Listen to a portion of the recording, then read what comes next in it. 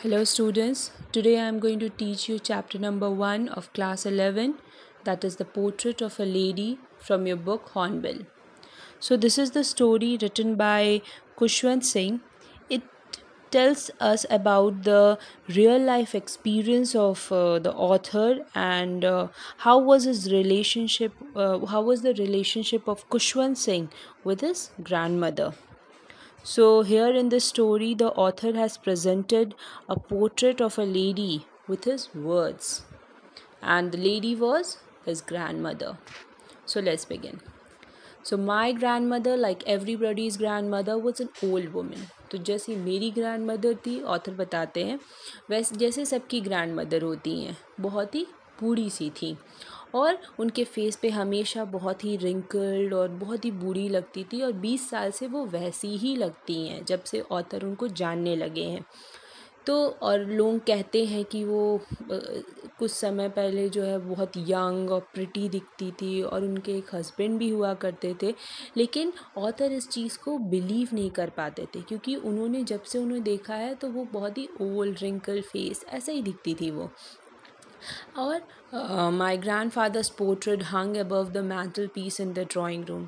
Author के जो grand father थे उनका जो पोर्ट्रेट एक पिक्चर बना हुआ था वो मैंटल पीस के ऊपर, मैंटल पीस मतलब जहाँ वो फायर प्लेस होता है जहाँ आग जलाई जाती है, तो ड्राइंग रूम में उसके ऊपर जो है ग्रैंड फादर का एक पोर्ट्रेट बना था और उन्होंने एक बड़ा सा टर्बन मीन्स पगड़ी पहनी हुई थी, बहुत ही लूज़ कपड़े पहने हुए थे, उनके लंबे सफ़ेद जो बियर्ड होते हैं, दाढ़ी होती है, वो उनके चेस्ट तक आ रहे थे, इतने लंबे लंबे थे और he look like at least 100 years old. उनको देख के लगता था कि वो 100 साल से ज़्यादा ही उनकी उम्र होगी।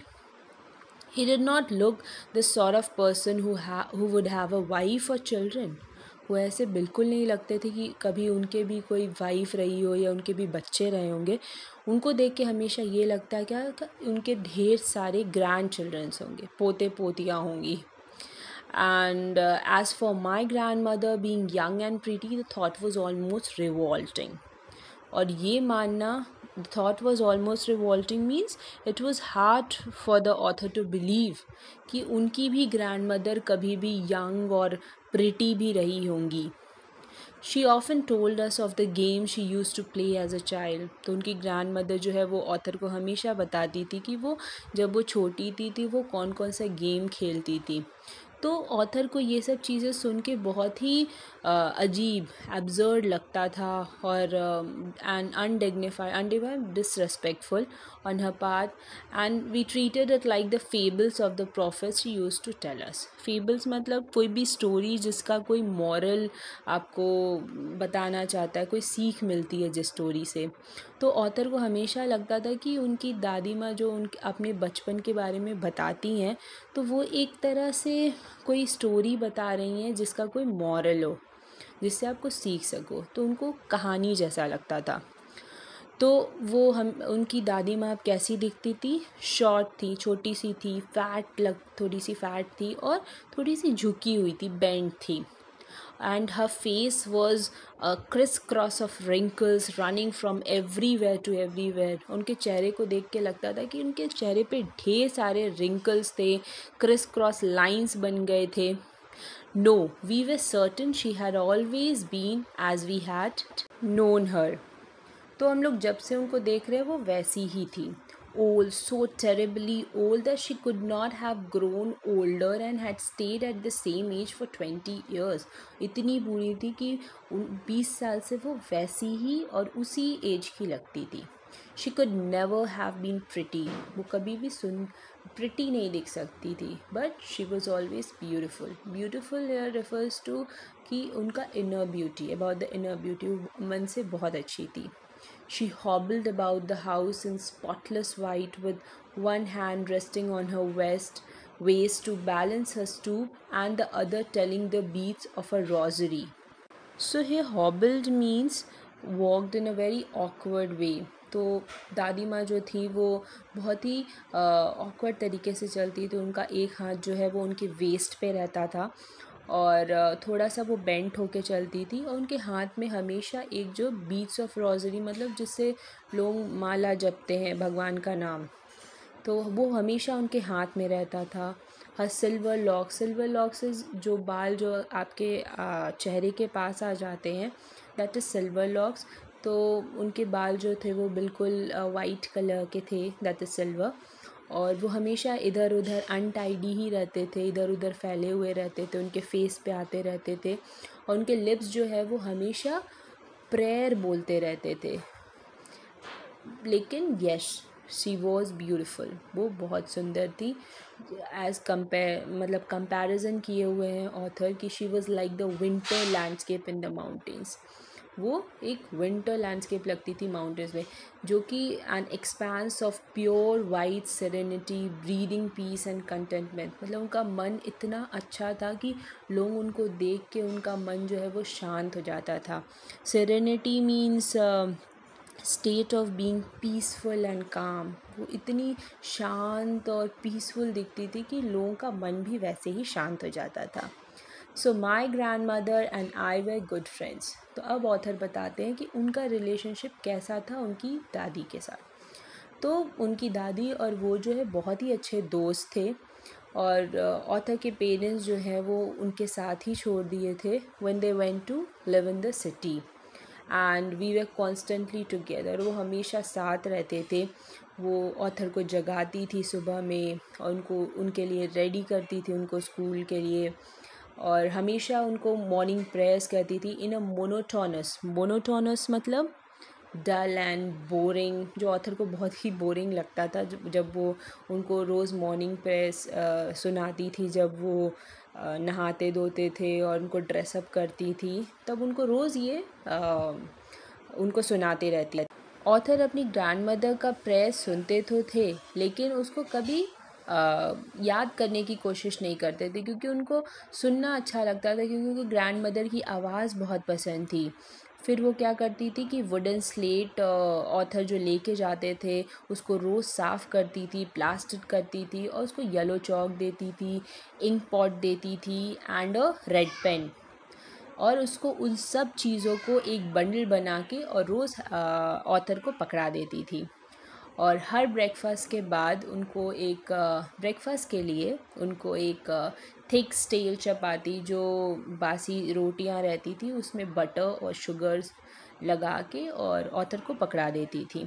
फिर वो लोग दोनों एक साथ स्कूल जाते थे, जिसमें कि वो बासिया रोटी और जो भी रहती थी वो विलेज डॉग्स के लिए बचा के ग्रैंड मदर लेके जाती थी। तो my grand mother always went to school with me because the school was attach to the temple. तो ऑथर की ग्रैंड मदर जो थी वो हमेशा ऑथर के साथ स्कूल जाती थी, क्योंकि स्कूल से अटैच्ड ही टेम्पल भी था, और वहाँ के जो प्रीस्ट थे वो उन लोगों को अल्फ़ाबेट और मॉर्निंग प्रेयर सिखाते थे।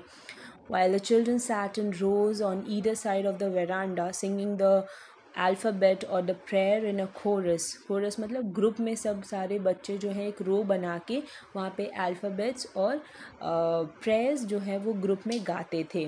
तो और उस वक्त उनकी ग्रैंड मदर जो थी वो स्क्रिप्चर्स पढ़ती थी।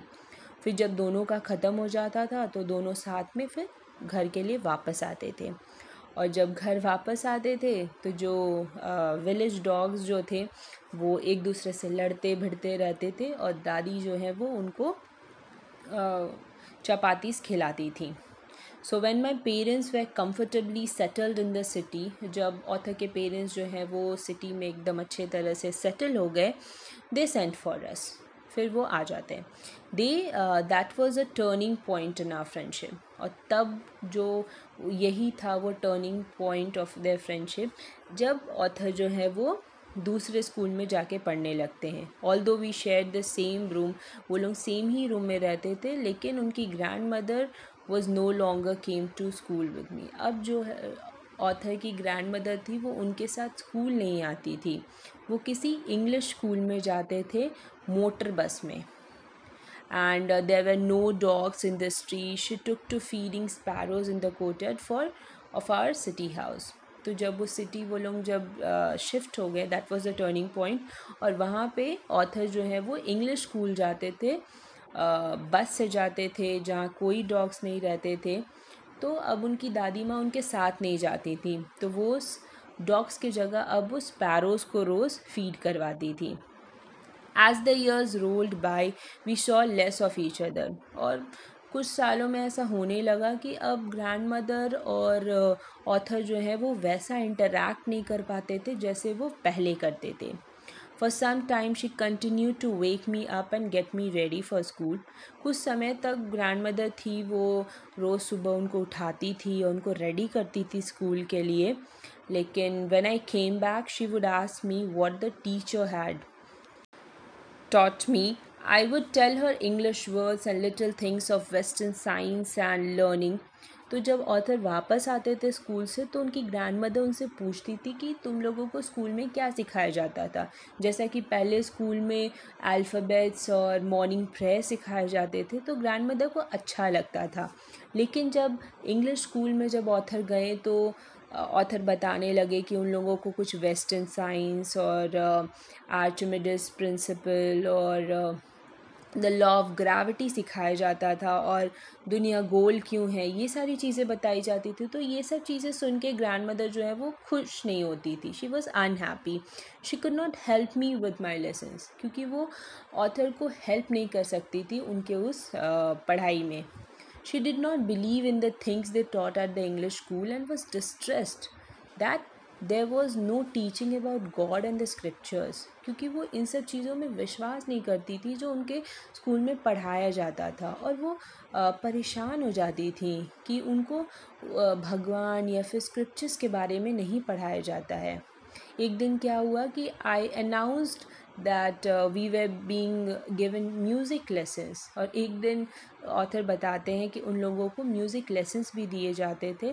तो ये सुन के ग्रैंड मदर जो है बहुत ही ज़्यादा डिस्टर्ब्ड हो जाती हैं, क्योंकि उनको लगता था कि जेंटलमैन ये सारी चीज़ें नहीं गाते हैं, and it was the monopoly of harriets and beggars and not meant for gentlefolk। तो वो उनको लगता था कि वो ऐसे ही गाना बजाना वाला ये सब काम नहीं करना चाहिए और ये सब beggars करते हैं and it's not for gentle peoples।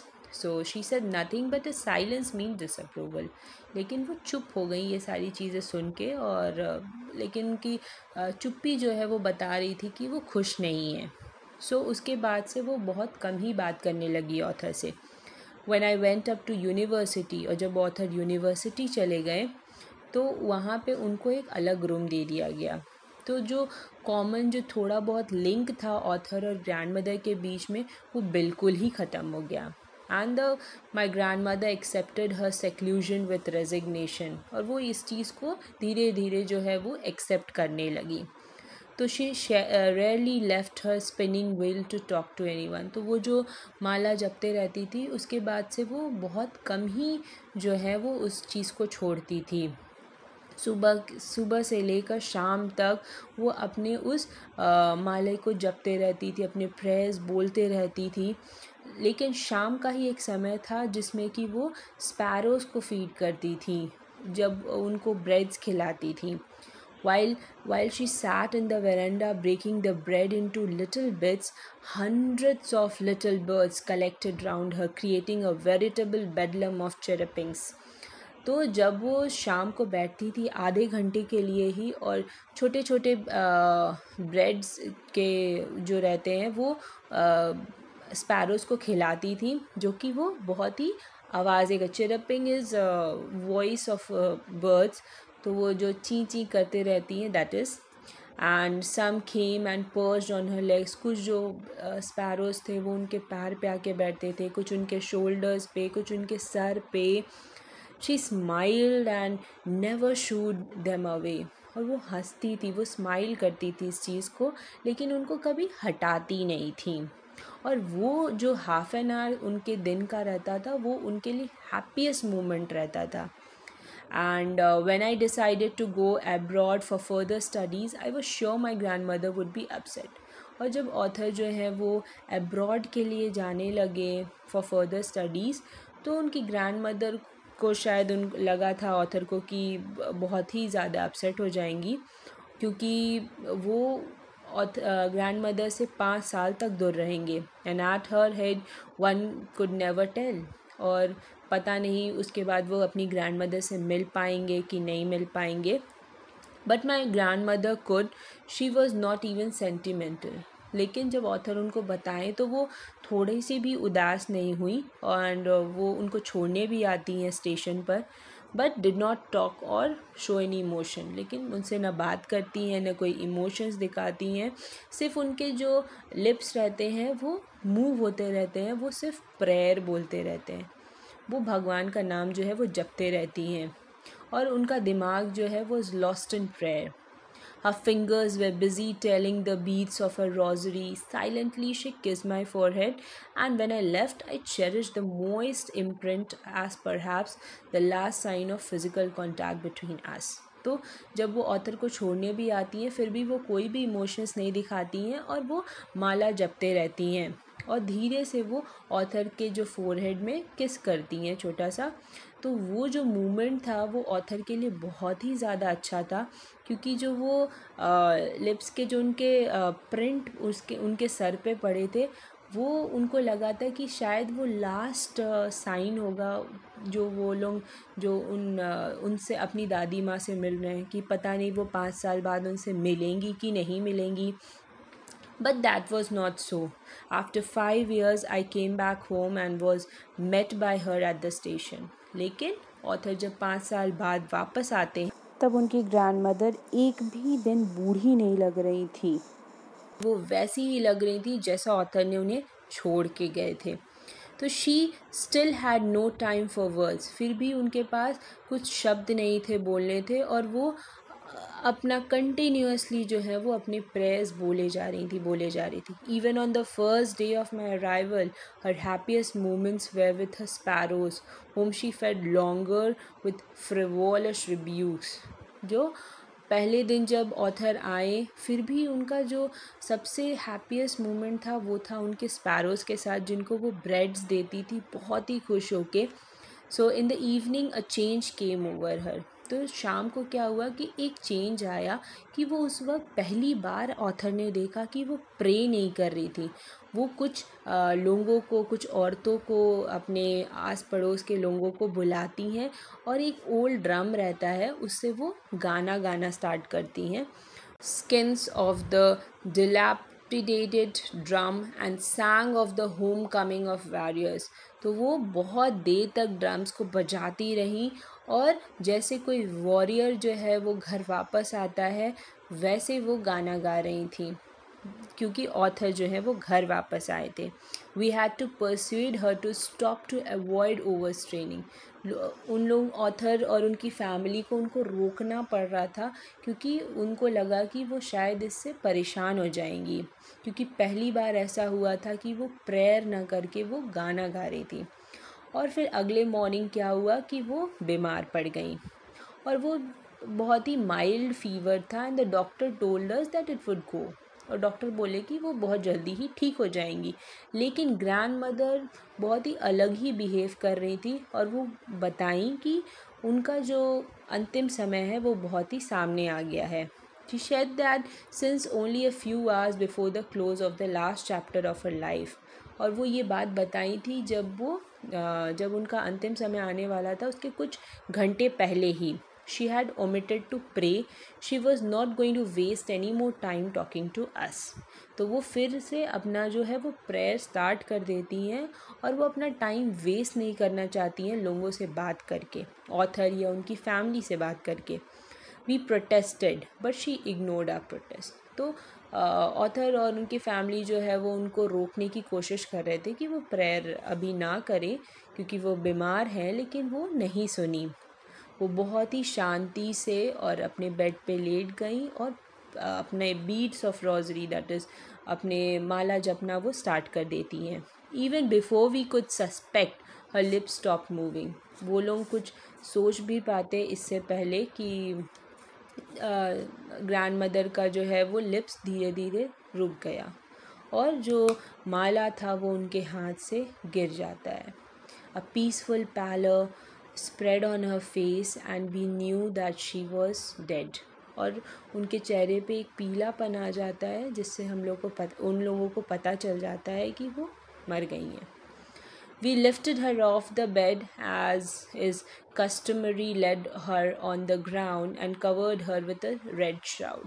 तो जैसा कि कस्टम लिखा रहता है कि हम लोगों बॉडी को जलाया जाता है, वैसे ही ऑथर जो है वो उनके शरीर को ग्राउंड पे रखते हैं और एक रेड कपड़े से लपेट देते हैं। और कुछ समय बाद क्या होता है, After few hours of mourning, we left her alone to make arrangements for her funeral. और कुछ देर बाद वो लोग फिर फ्यूनरल की तैयारी करने लगते हैं उनकी अंतिम यात्रा के लिए।